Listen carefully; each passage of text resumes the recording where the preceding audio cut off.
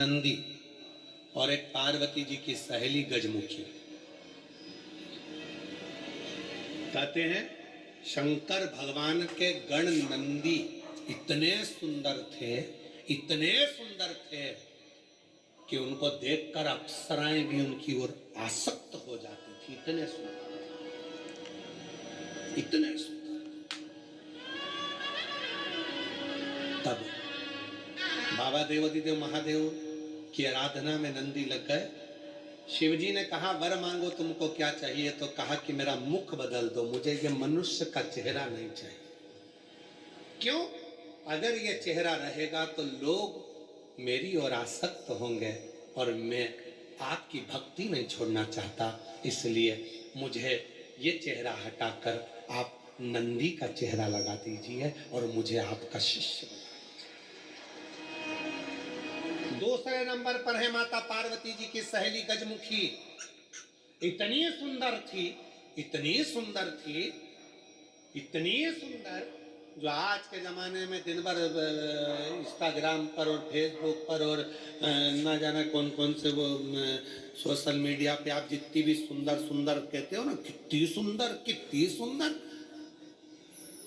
ये सब जितनी दुनिया की सुंदरता है पार्वती जी के साथ रहने वाली उनकी सखी गजमुखी के चरणों की धूल के बराबर, चरणों की धूल के बराबर। इतनी सुंदर थी गजमुखी।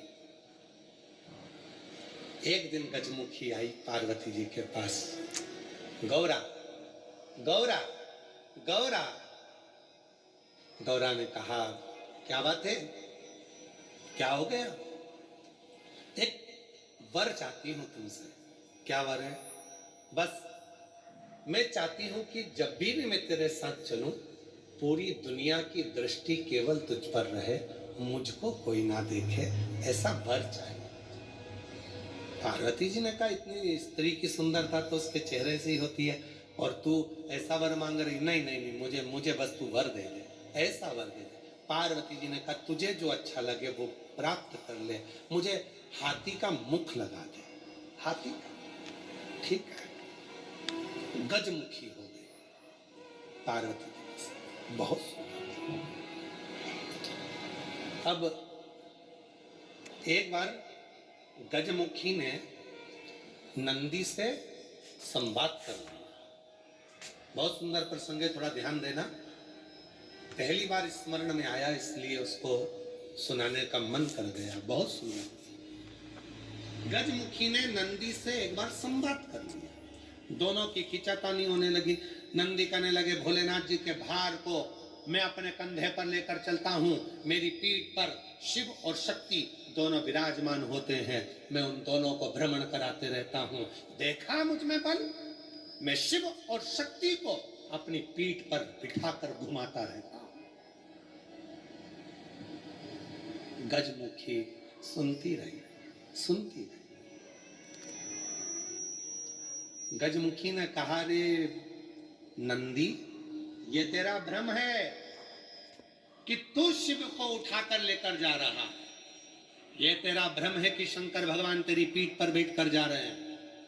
शंकर भगवान को लंका का राजा रावण भी ले जाना चाहता था, पर भगवान शंकर ने अपने अंगूठे को, मात्र पांव के अंगूठे के नख को इतना सा दबाया था और रावण ने पूरा बल लगा दिया था तो नहीं उठा पाया था। जरा सोच नंदी, वो तो शंकर भगवान की कृपा है तुझ पर, इसलिए शिव जब तुझ पर बैठते हैं हल्के हो जाते हैं, इसलिए तेरे साथ चले जाते हैं। पर नंदी मानने को तैयार नहीं। जब नंदी नहीं माना तब गजमुखी ने कहा कि नंदी मेरी बात मान ले। नंदी कहते नहीं नहीं, अगर तुम कहती हो कि शिव हल्के हो जाते हैं भक्त के लिए, तो तुम ऐसा कुछ कर कर बता दो कि शंकर भगवान तुम्हारे कहने पर बैठ जाए। ठीक है। आज गजमुखी पार्वती जी की आज्ञा लेकर तब साधना में बैठ गई। शिवजी प्रसन्न हो गए। क्या बात है गजमुखी, क्या चाहती हो? इतने दिनों से तुम तप साधना कर रही हो पार्वती की, आज मेरी तप साधना? क्या हुआ? बोलो गजमुखी, क्या चाहती हो?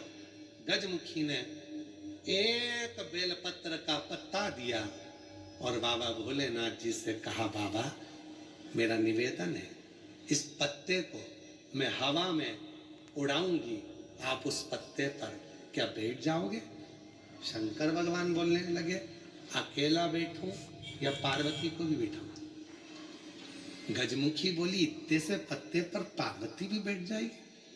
शिव जी बोले, पार्वती को बिठाऊं, साथ में गणेश जी को भी बिठाऊं कि रिद्धि सिद्धि को भी बिठाऊं? गजमुखी ने कहा, इतने से पत्ते पर गणेश रिद्धि सिद्धि बैठे। शिव जी बोले कि कार्तिकेय को भी बिठा लूं कि अशोक सुंदरी को भी बिठा लूं कि जया विशारा सामरीवारी दौतली देव सबको बिठा लूं? इतना बड़ा परिवार सब बैठ जाएगा? इतने में शिव जी बोले कि भगवान विष्णु और लक्ष्मी को भी बिठा लूं क्या? कहा विष्णु लक्ष्मी, तो कहे तो ब्रह्मा ब्रह्माणी को। ब्रह्मा ब्रह्माणी, इन्हें 33 कोटि देवता इस पत्ते पर बिठा देता हूं, बोल गजमुखी। गजमुखी मुस्कुराकर बोली, ये सब तो नहीं, केवल आप बैठ जाइए। गजमुखी ने शिव नाम लेकर पत्ते को शिवलिंग पर चढ़ाने के लिए बस थोड़ा सा उसको नीचे की ओर गिराया। उतनी देर में उस पत्ते के अधर पर मेरा शंकर आकर विराजमान हो गया। मेरा शिव, मेरा शिव क्या? उस पत्ते पर आकर। अभी तेल लगा रहे। हवा लगाई, नंदी जल्दी आओ।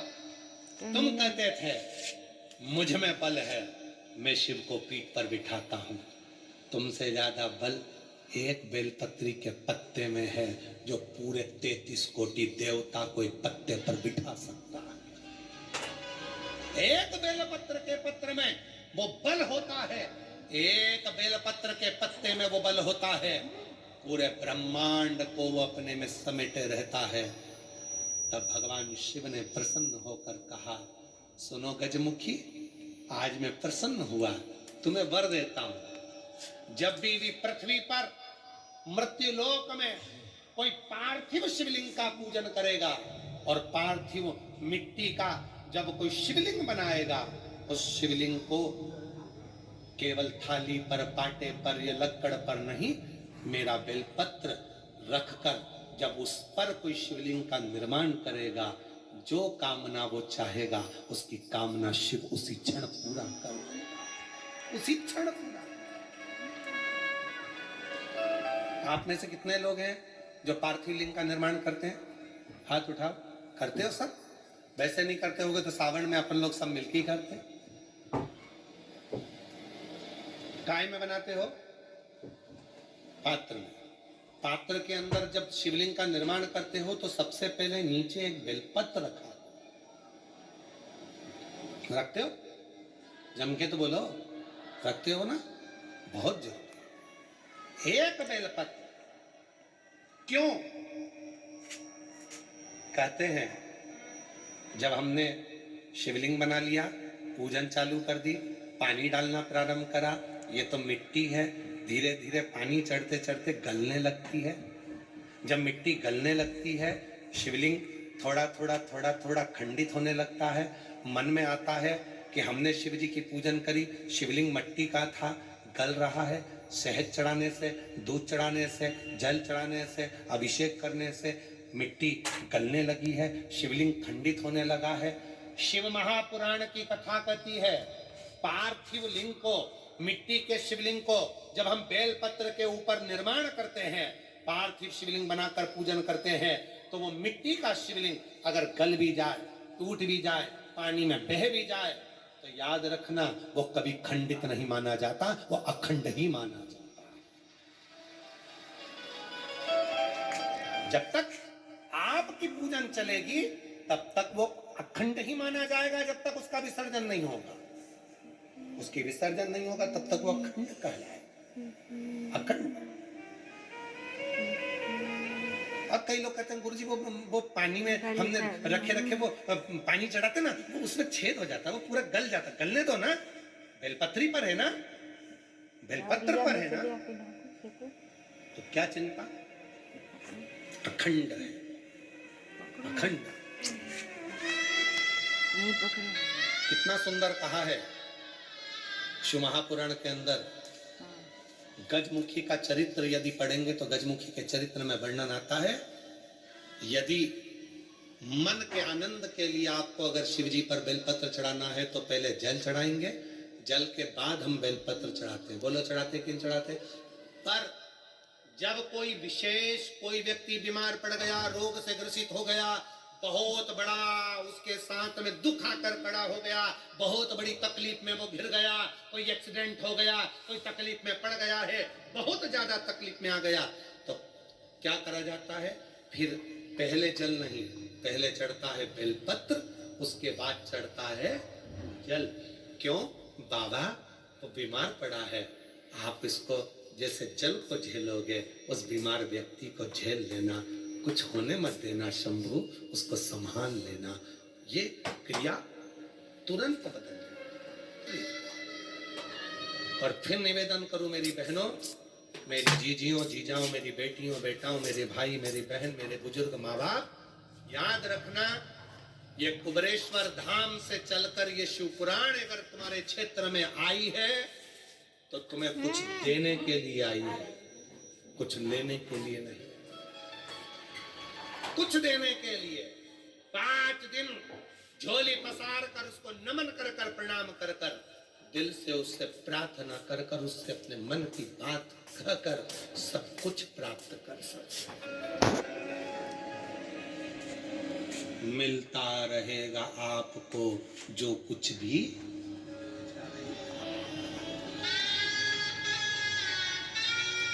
जो कुछ